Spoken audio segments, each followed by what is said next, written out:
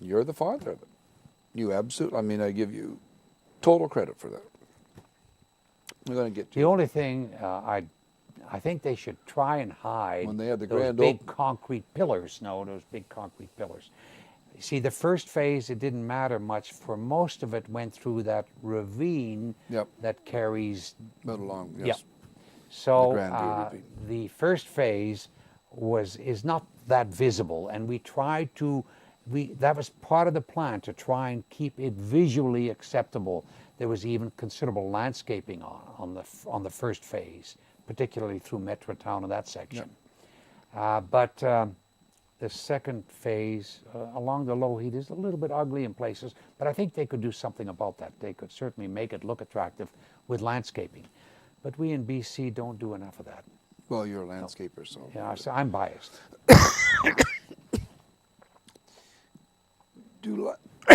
Excuse me. Do lilacs grow up trellises? We could. Nah, lilacs wouldn't do too well. They need lots of sunshine. Okay, So, lilacs. wrong idea. Wrong idea. Bad Well, I idea. just thought you are the lilac king, are you not?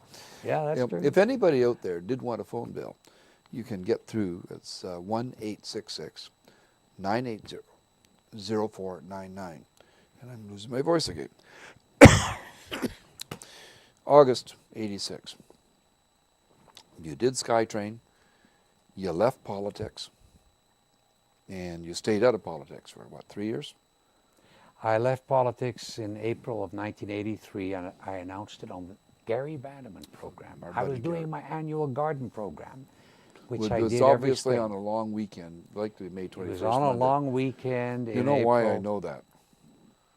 Why is that? Well, because the two, I think I'm right on this. We used to do the garden shows on the long weekends. I know Gary might criticize, might say, but as my understanding is that you and I were the two most popular guests that Gary ever had on the show. Yeah. And you had long weekends.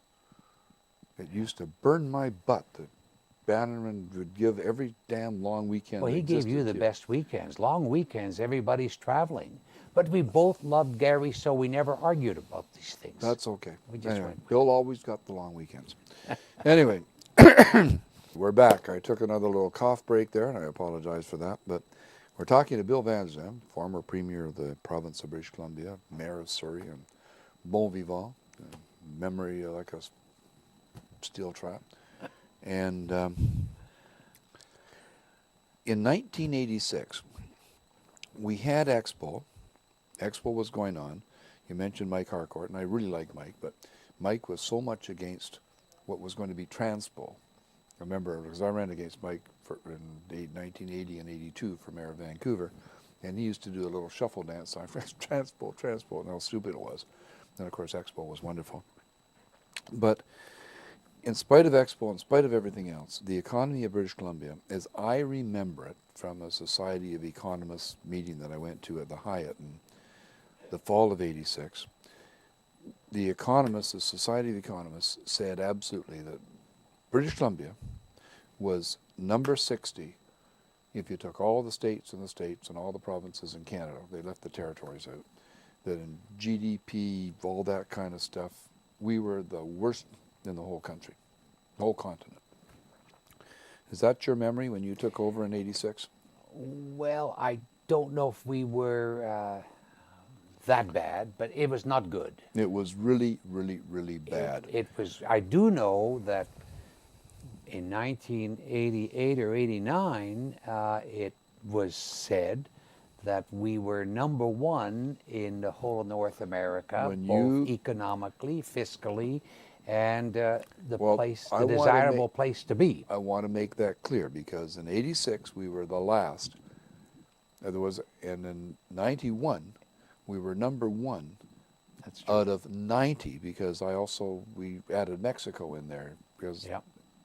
NAFTA had come along, et cetera, to get going. And Mexico with its 30 states, and we were number one. That is true. Okay? And Yep. Bill Vander Zalm, you're the guy that did it, in my opinion. With a lot of help. I had Well, a you good had- finance minister, and we had good people in cabinets, some better than others, but But you as a led, group, they were very effective. but you led the people. mean, you had a big rump. The fight's in here. Wonderful fight. You got to read some of the stuff. I'm going to get the people to buy this book yet, okay? How do they buy it, by the way? Well, actually, when I went to get it published, the publishers weren't that keen. And I don't fault them because they've had too many political books. So their first reaction was, oh, no, not another political book. We did W.A.C. Bennett's political book, and it was reasonably okay, but not great. We didn't make any money. We did Dave Barrett's book, and we didn't make any money. We lost money. We did Mike Harcourt's book, and they're still sitting down in the basement. This was with the publishers. And we don't really want to do another book, political book. So I said, okay, I don't blame you. And they said, also, this book may be somewhat controversial, which it is, which is fine, and that should actually make it more attractive for them. Well, I think so, yes. Yeah. It's a good read. But anyway, they weren't too keen on it, so I said, look, we'll self-publish the thing. I'll publish it myself. That's a great idea. It worked fine. I worked with a good publisher, a printer. I had good help. The only thing is, they don't have, without a publishing house, you don't have a distribution Don't have system. a good distribution. That's the problem. So that's how people end up with a basement full of books. They don't have a good distribution But system. lots of people are reading this book, so it's got out there. So You're what getting I've it. done, well, I only got the books 2 weeks before Christmas, which was a little too late. I should have had it back in September. I received 3,000 of these heavy books. I should sell them by the pound. You see how Yes. big that book? So anyway, it came a little bit late. After Christmas, we had 3 feet of snow, and I decided to go south for a time, which was not a good idea because I couldn't sell the books when I'm gone. But they were on the internet. We started getting the orders. It's BillVanderZalm.com, www.BillVanderZalm.com, one word. And we started getting the orders, and we said, look, the book, $39.95, which for that much paper is a heck of a deal. That's a good deal, yeah. $39.95. There's $2 GST, which makes it $42. There's no PSD on books. So then I figured to mail this, a mailer and mailing it, I thought I would average it out about $8 if I could. Probably lost a little bit of money on that because I'm getting orders from Alberta and from northern BC, and it cost a little bit more, but it still averages out about $8. At least we're selling them $50. They send me $50, and I send them a book the next day. And you sign it, you autograph it? You know what? too? We've sold over half the books.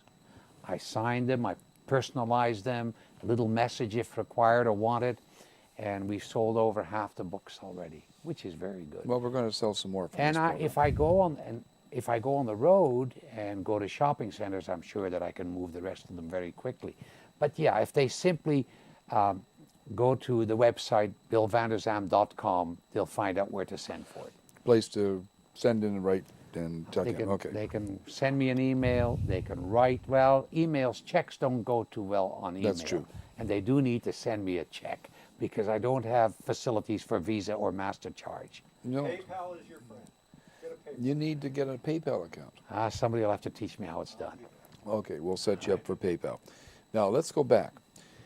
August 1986, and this again is one of those most controversial things. Everybody has a different opinion about what happened at Whistler. Everybody has a different opinion about what happened at Whistler. I talked to people that were with And it Jim depends Nielsen on where they or- were, though, Depends David. on where you they know. were and who they were Depends supporting. on where they were and where they were sitting and who they were talking to I at understand. the time as to what their opinion might be of Whistler. So I have my opinion, which is as And Well, you actually, took, and you most- took another fellow's, some You- of his things and you put it in noticed there. that, yeah. Well, of course I know. So. I read the book. Bill I loved the Bill book. McCarthy he's a very, very careful fellow, and he kept a perfect record of all of the events at Whistler. And he recorded that, and he allowed me to use it in the book. So it's a good history in the book as far as that particular convention. And there will never, ever be a convention like that. We had 12 people in the running. But it was fun.